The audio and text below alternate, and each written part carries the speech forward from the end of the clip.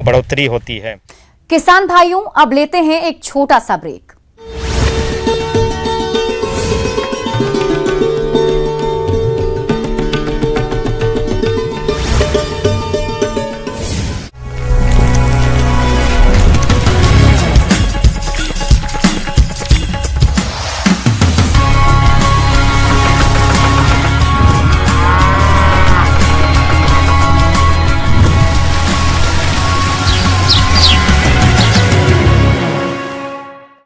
Break के बाद आप सभी दर्शकों का अन्नदाता में स्वागत है।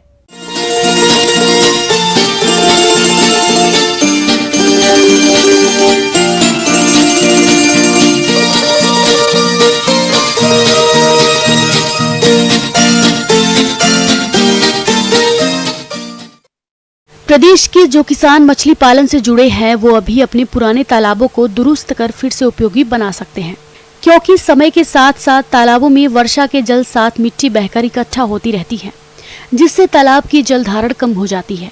साथ ही मछलियों का आहार भी ठीक से नहीं बनता है। ऐसे में पुराने तालाबों का जीर्णोद्धार कर तालाबों को फिर से उपयोगी बना सकता है।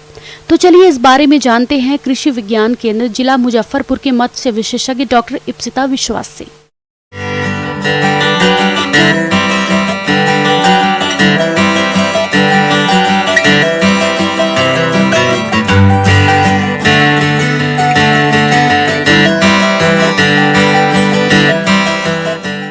नमस्कार किसान भाइयों, ये ज़रूरी नहीं है कि आपके पास हमेशा नए तालाब को आपको खनवाना पड़े या फिर आपके पास 3 अलग अलग तरीके का भी तालाब हो, यानी नर्सरी, रियरिंग या ग्रो आउट तालाब। अगर आपके पास पुराना एक तालाब है और बहुत ही बड़े साइज़ का है, यानी 1 या 2 हेक्टेयर, तो आप उसके जीर्णोद्धार भी कर सकते हैं। जीर्णोद्धार करने के लिए आपको पहले देखना है कि उस एरिया में जहाँ पर आपका तालाब है वो एरिया में अगर पानी टिक रहा है कि नहीं, यानी वाटर सीपेज हो भी रहा है कि नहीं। अगर वाटर सीपेज नहीं हो रहा है, यानी 40% पानी हमेशा वहाँ पर टिकना चाहिए। तो इस हिसाब से आपको एक बार एक बांस के कोई भी एक किनारे में एक आप बांस रखे, उसमें मार्क करके आप देखिए कि पानी कितना दिन में वो उसका लेवल नीचे होता है। स्पेशली वो देखिए इसी महीना में, जैसे कि अभी मार्च, अप्रैल, मई, ये महीना में देखिए। हमेशा ये ध्यान रखिए कि जब आप मछली पालन करते हैं तो मिनिमम आपके 1.5 मीटर पानी रहना ज़रूरी है। तो इस समय में ये देखना जरूरी है, क्योंकि अभी गर्मी भी बहुत है। तो इस समय में आपको देखना है कि आपके पानी, एक तो है एवापोरेशन होगा तो उसका कितना रेट है, और दूसरे है कि आपका जो सीपेज है, मतलब मिट्टी में एक जो नीचे तक निकासी हो जाता है, वो कितना प्रतिशत तक आपका वो निकासी होता है। तो इस हिसाब से आपको पता लग जाएगा कि वहाँ पर मछली पालन कर सकते हैं कि नहीं। यदि मछली तालाब सदाबहार है तो उनमें आमतौर पर जलीय खरपतवार अधिक उगते हैं। तालाब में खरपतवारों का अत्यधिक जमाव मत्स्य पालन के लिए काफी नुकसानदायक होता है, क्योंकि ये खरपतवार पोषक तत्वों का उपभोग करते हैं, जिससे तालाबों में मछली की बढ़वार कम होने लगती है। इसके अलावा ये खरपतवार जंगली मछलियों को आश्रय देते हैं। साथ ही खरपतवार मत्स्य बीज पालन में अवरोध और सूर्य की किरणों को निचली सतह तक पहुंचने में बाधा उत्पन्न करते हैं। इसलिए तालाब की मरम्मत के साथ साथ उसके जलीय खरपतवार की सफाई भी गर्मी के मौसम में ही कर लेना चाहिए। खरपतवार का नियंत्रण के लिए बाजार में कई खरपतवार नाशक रसायन मिलते हैं, परंतु खरपतवारों को मजदूरों की सहायता से साफ कराया जाना सबसे उत्तम तरीका है। और साथ ही साथ पानी का जांच, ये आपको बहुत ज़रूरी है। एक है पानी का तापमात्रा, वो कितना होना चाहिए, 28 से 32 डिग्री सेंटीग्रेड तक होना चाहिए। उसका पीएच वो थोड़ा क्षारीय की दिशा में होना चाहिए, यानी 7.5 से 8.5, पर उससे अधिक नहीं होना चाहिए। जब उससे अधिक होता है तो आपको फिटकरी का इस्तेमाल करना पड़ेगा। पर उससे पहले आप देख लीजिए कि आपका जो बांध है, वो बांध में कभी कभी क्या होता है, बहुत सारा जितना भी जीवाणु है वो अंदर उसमें घुसा रहता है, और तालाब के मिट्टी के अंदर में वो थोड़ा वो होल बना देता है, जिसके कारण तालाब के मिट्टी का जो बांध है और जो उसके पास जो उनका टिकाव है वो उतना ज़्यादा स्ट्रॉन्ग नहीं रहता है। इसके कारण जो उसके जो मिट्टी है वो धंसते बहुत ज़्यादा है। तो इस कारण वो मिट्टी को आपको क्या करना है, बाहर से थोड़ा मिट्टी लाकर आपको वहाँ पर थोड़ा बांध को स्ट्रेंथन कर देना है, ताकि वो समर्थ रहे पानी को टिकाने में।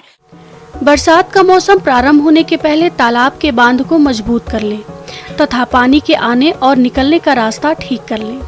हमारे जिन किसानों के पास पुराने तालाब हैं और कई सालों से उसकी मरम्मत नहीं कराए हैं, तो तालाब की मरम्मत के लिए पहले आप तालाब से पूरी मछलियों को निकाल लें और तालाब का पानी पूरी तरह से सूखने के बाद 1 फीट मिट्टी निकलवा लें और उस मिट्टी से बांधों को मजबूत कर दें। उसके बाद तालाब में अच्छी तरह से धूप लगने दें और हो सके तो जुताई भी करवा दें। यह कार्य भी आप जून से पहले कर लें। और जो नीचे तली जो मिट्टी है वहाँ से 6 से 10 इंच मिट्टी आपको वो उठा लेना है। तो वो उठाने के बाद, क्योंकि वो बहुत ही उपयुक्त मिट्टी है खाद के हिसाब से, तो वो आप अपने खेती में डाल सकते हैं। और आप उसके नीचे जो है वो गोबर के लेप देने के बाद एसएसपी और यूरिया भी डाल दीजिए।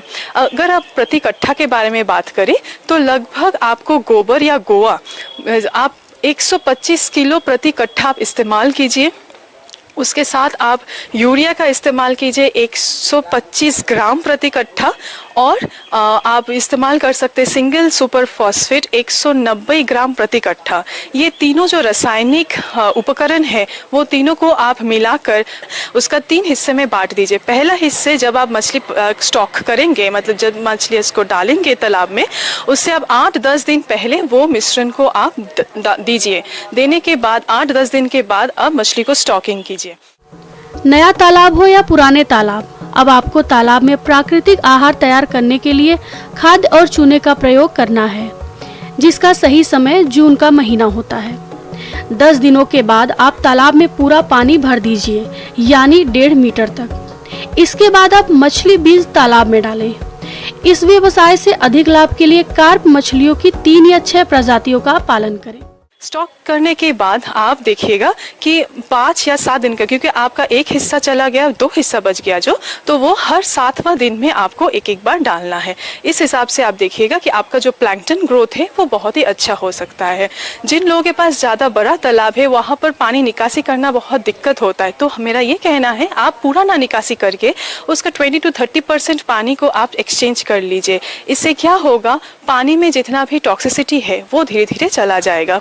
और ये ध्यान रखें कि बाहर का कोई फैक्ट्री का वो जितना भी नाला का या फिर फैक्ट्री का जो भी आउटलेट है वो आपके उस पोखर में ना आए। अगर आते हैं तो मछली पालन के लिए वो उपयुक्त नहीं होगा।